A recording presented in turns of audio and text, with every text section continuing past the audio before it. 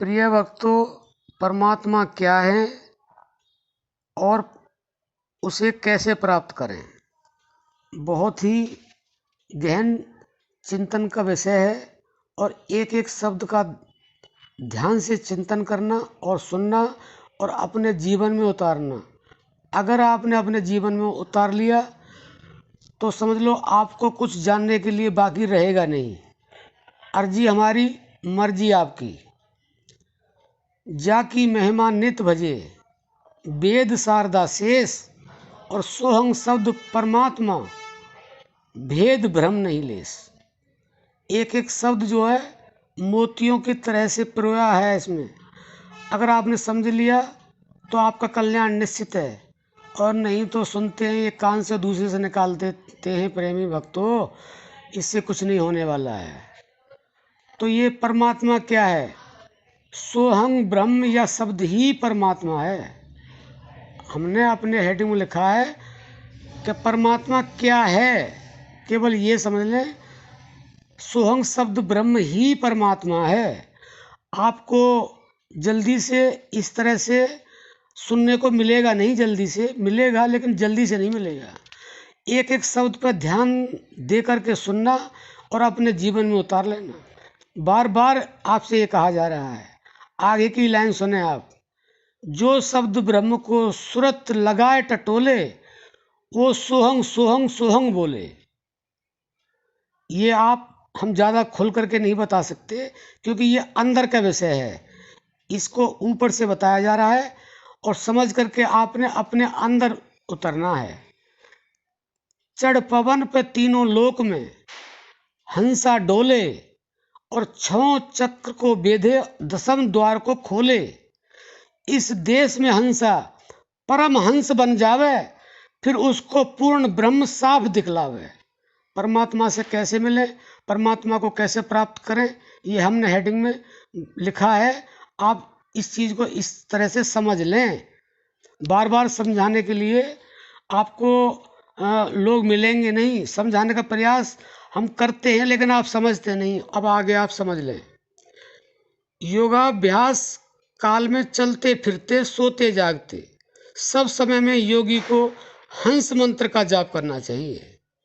इससे योगी सिद्धि को शीघ्र प्राप्त हो जाता है। लोग कहते हैं कि हमें सिद्धि चाहिए, इससे सिद्धि भी मिलती है, लेकिन इसके आगे और क्या मिलता है वो भी ध्यान से सुने आप। मनुष्य और पशु पक्षियों के शरीर में श्वास प्रश्वास की गति होती है अपने आप, प्राकृतिक, उसी से प्राण चलते हैं। वह हंग अक्षर से बाहर निकलता है और से अक्षर से अंदर प्रवेश करता है। इस तरह हंसो हंसो शब्द का बार बार फेरते रहने से उलटकर सोहंग सोहंग हो जाता है। इसको योगी ही जानते हैं। प्यारे भक्तों, ये केवल संतों का इशारा है। जिसने इस इशारे को समझ लिया तो उसके लिए और कुछ समझना बाकी नहीं रहता है। अब आगे समझें इससे क्या होगा। यही अजपा नाम की गायत्री है। इसका बिना जप किए ही अपने आप जप होता रहता है।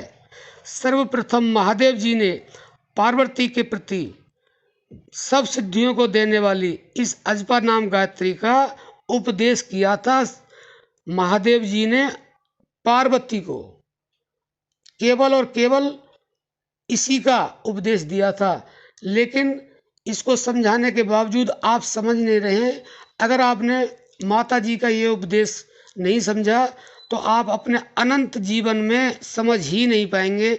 ये मेरा अपना विश्वास है, और एक मैं बहुत छोटा सा सेवक हूँ, इसलिए मैं आपको ये समझा रहा हूँ, बता रहा हूँ और सुना रहा हूँ। क्योंकि मुझे जो मिला है वो उनकी परम कृपा से ही मिला है। इससे ज़्यादा मैं नहीं बता सकता। इसके आगे और थोड़ा सा बता देता हूँ। इस अजपा गायत्री का नित्य चिंतन करने से योगी जन्म जन्मांतर के सभी पाप नष्ट हो जाते हैं। जैसे अग्नि लगने से घास के बोझ जलकर राख हो जाते हैं, वैसे ही नाम जप से सभी पाप भस्म हो जाते हैं। जब अजपा का बहुत अभ्यास बढ़ जाता है तो मन के अंदर ही लीन हो जाता है। मन के लीन होने पर प्राण की गति भी क्षीण हो जाती है और तभी योग निद्रा आ जाती है। और जब प्राण की गति क्षीण होती है और योग निद्रा आ जाती है तो परमात्मा का साक्षात्कार होता है, जैसा भक्त के भाव के अंदर होता है। निसंदेह, इसमें कोई संदेह नहीं है। तो ज़्यादा न समझा करके आपको समझ आ गया होगा। अगर आपको नहीं समझ आया तो फिर आपको समझ आएगा भी नहीं।